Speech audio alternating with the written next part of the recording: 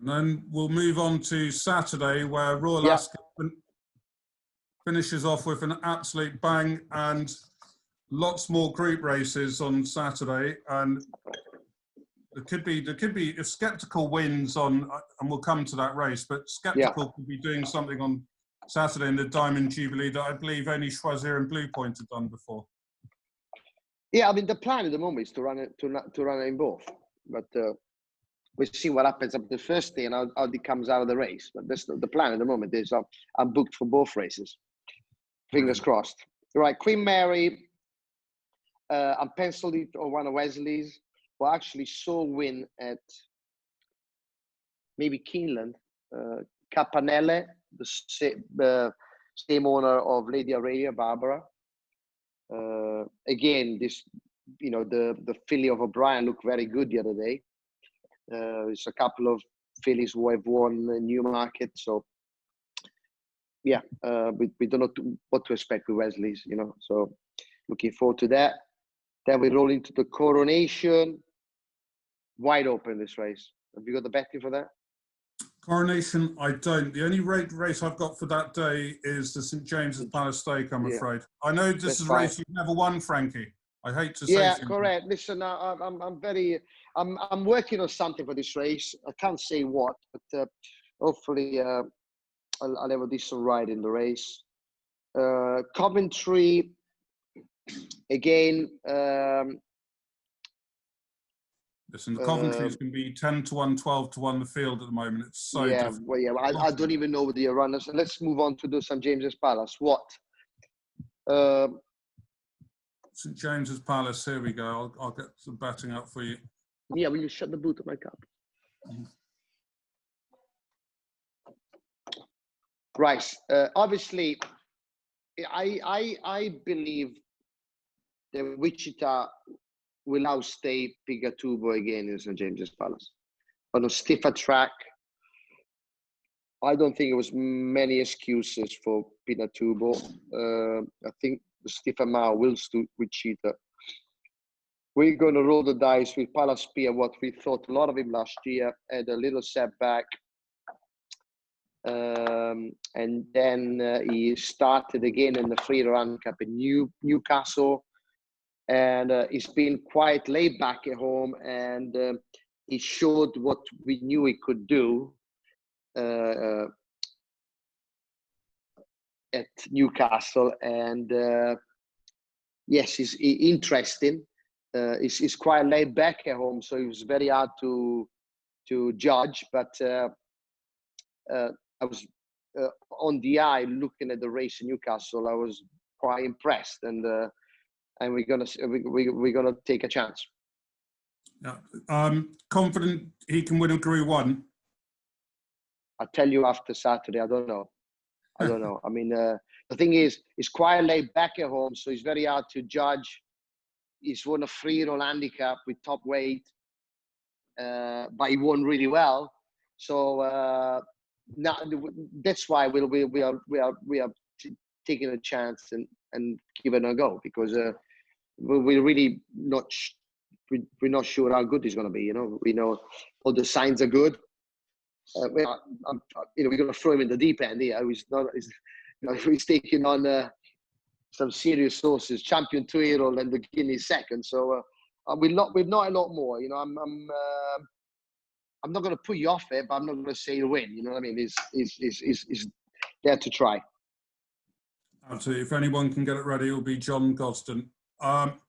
Right. So then back to the Diamond Jubilee, where hopefully you'll be riding Skeptical for the second time. Yes. I mean, this horse is very versatile. It's won over the 5.5. So obviously we're relying on Batash to see what happens on Tuesday. But this looks a wide open race. Looking at that, I would say Yellow Hume Zane is the 6th furlong horse through and through. Space Blues has been running over 7. One Master has been running over 7. So this wide open race could could really fit in for the spectacle. Brilliant. Well, thank you for that, Frankie. I'm just going to ask you a couple more questions before we let you go. Is there any horses you're not riding that you'd love to ride this week? Well, obviously Japan, Batash, the obvious ones. They're the champions, really. Looking forward to ride, obviously, my own boys, Stradivarius. Yeah, I mean, those are the obvious ones. The interesting, really, this year is them 2 hero races, because we don't know enough about them. And it'd be very interesting to see the Ribosdales, the King Edward, the Anton Court, those races that they're going to give us clue for the Derby and the Oaks. I'm very looking forward to see them races. Obviously the handicaps and the other races that we pretty much know them kind of horses. So because as soon as Royal Ascot finishes, the Derby and the Oaks. So it's quite bizarre, but it's also interesting and something for the viewers to watch. Yeah, it's been amazing. At the moment, we've seen English King. We've seen one of Ballydo's winning the Derby, the Berringstown Derby trial. We haven't seen enough, so we would like to see more. And this next week, we got the opportunity. Obviously, next week on Wednesday after racing, Arsenal play Man City in the return of the Premier League. Confident with that? Really?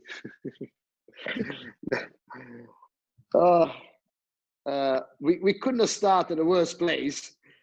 It's not good for our confidence playing Man City away. Be interesting what they've done behind the scene. I mean, we were a long way behind the top 5, really, when we stopped this from this coronavirus. But who knows if we have a fitness advantage, or Arteta managed to get the right team, the right 11. So he was going for a change, but we'll see. That's interesting. And finally, I can't let you go without asking you, have you sat on Enable recently? And I did, yes. I sat on yesterday. Obviously, it's free. We've got 3 weeks till the eclipse, just over 3 weeks. She, for me, it's emotional riding every morning, but, it goes, it's not a secret. She's just an average worker. But Molly, when I ride her, I'm more concentrated on her stride, her well-being, and the way she stretches, and all those things were good. She always saves the best for the afternoon. She's 6 now, so she knows the drill. But exciting to still have her in training, and wow, only 3 weeks to go, amazing. It's so exciting, so exciting. Just a few more things here. For anyone wanting to book with Racing Breaks next year, there's a lovely promotion where you get £25 off your Royal Ascot package for 2021 if you use the promo Preview25, the number 25, Preview25 to get £25 off any Royal Ascot package next year.